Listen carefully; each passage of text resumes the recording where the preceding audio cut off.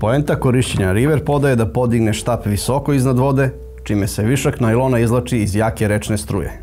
Na taj način smanjuje se pritisak na najlon, što omogućava da koristimo lakše hranilice, mekše vrhove i slabije štapove. Zbog toga možemo bolje da vidimo kada riba uzme mamac. U Elegance Pro Feeder seriji imamo dva nova river poda, River Pod i River Pod Deluxe. River Pod je lakši, kompaktniji i veoma jednostavan za postavljanje. Njegov aluminijumski okvir omogućava lako podešavanje prednjih nogu, koje mogu dostići visinu do 180 cm.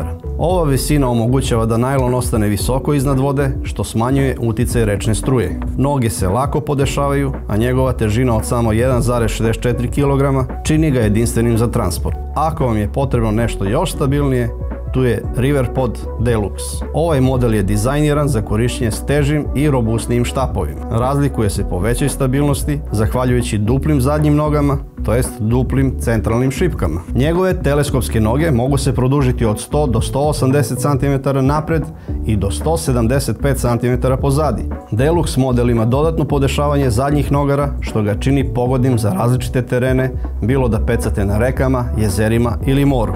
Njegova aluminijumska konstrukcija i širina boost barova od 50 cm pružaju stabilnost i pri pecanju u jakim rečnim strujama. Težak je 2,28 kg, a je i dalje jednostavan za transport i montažu. Kliknite na link ispod videa da saznate više o ovim modelima, njihovoj ceni i dostupnosti. Vidimo se na vodi.